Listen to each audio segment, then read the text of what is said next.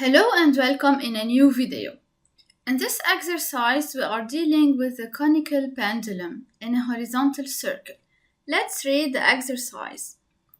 The small ball of mass m is attached to a large cord of length L and moves as a conical pendulum in a horizontal circle with a tangential velocity v. So we have a mass that is attached to a lightweight cord. The cord has a length of L.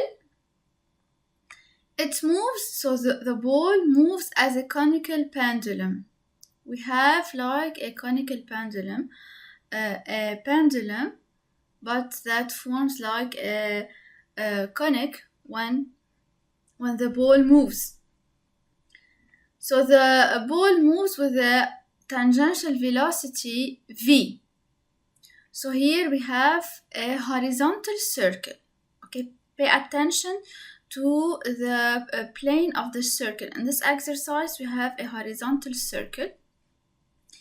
The question is, the first one is show that h is equal to g over omega squared, where h is the distance from the top to the bottom. So h is in fact the height. It's calculated as the height from the ceiling to the center of the circle. So we have to find the h equal g over omega squared, and we have to find the expression of the tension in the cord. So we have to prove that t is equal to ml omega squared, where g is the acceleration of gravity and omega the angular velocity about the vertical axis. So we need first to find h, and second to find t. Since we have to find the expression of t, let's start by applying the fundamental relation of dynamics on the ball, or the Newton's second law on the ball. So we have some of the external forces equal ma. The forces applied on the ball are the weight mg vertical downward, and the tension of the cord. It's directed toward the cord. It's from the ball to the cord. So T plus mg equal ma. Okay, which coordinates should be used in this exercise? So here, since we have a circular motion in the horizontal plane, I suggest to use the normal and or tangential acceleration. So we can project this equation on the normal direction and on the tangential direction.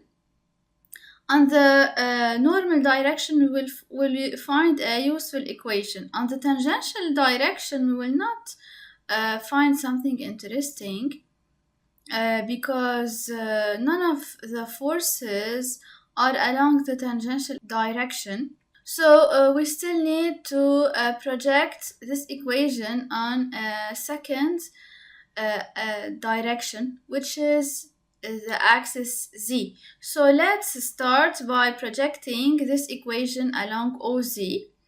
Why? Because in fact t has a component along z.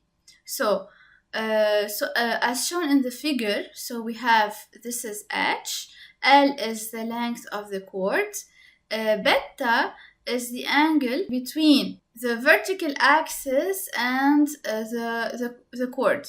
So this is angle beta. Now if we draw from the ball the vertical axis OZ, we will see that this angle is beta because it should be equal to this angle beta. Let's project this expression on OZ. So t will give us t cosine beta, and mg it has as projection along OZ minus mg, and the acceleration along OZ is equal to 0. So we can deduce that t cosine beta is equal to mg. So let's denote this equation as equation 1. Now let's project the expression of Newton's second law along the normal unit vector. En. So where is En? En, in fact, is a unit vector which is directed toward the center of the circle. So we can draw it like this. So this is En, the normal unit vector En, or simply N. So the projection of T along En will give plus T sine beta.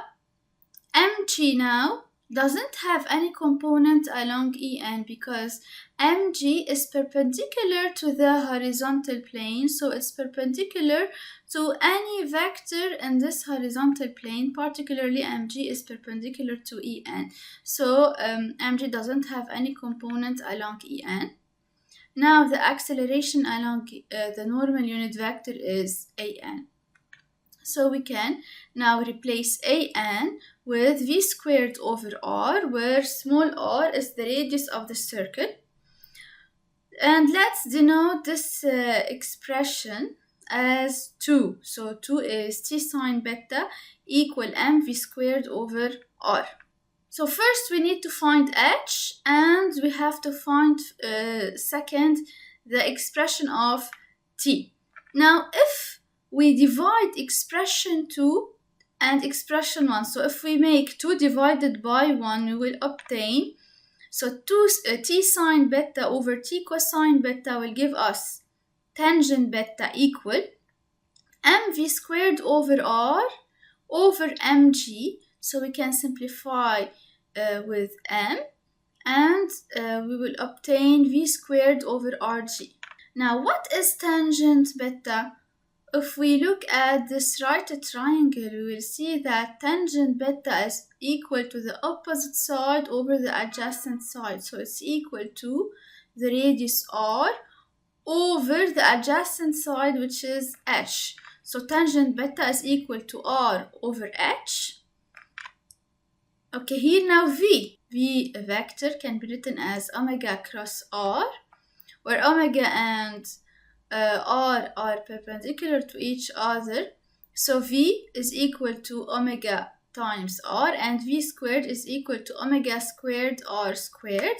And then we can rearrange this form to obtain h equal g over omega squared. And this is the answer of the first part. Now the second part, we have to find the expression of t based on expression 1 and expression 2. Let's use one of these equation. I will use equation 2. So we have t sine beta equal mv squared over r. Now what is sine beta? Sine beta is equal to opposite over hypotenuse, so it's equal to r over l.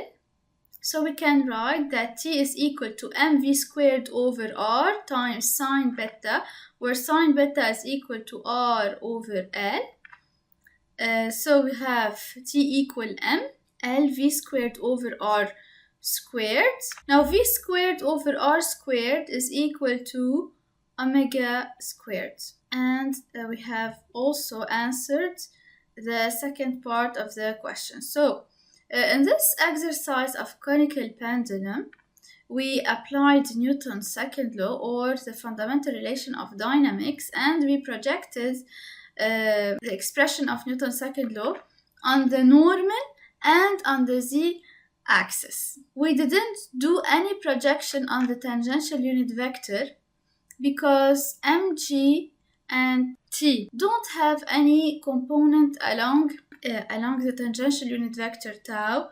So here, if we make the projection along the tangential unit vector, we will obtain 0 equal mat. So at is equal to 0. This is to prove that v is a constant. This is not useful in fact. So to summarize, we applied Newton's second law on the mass, and we made a projection along the normal unit vector and another projection along the vertical unit vector along OZ. We obtained equation 1 and equation 2. And based on these two expressions, we deduced the height etched, and we reduce the tension in the cord.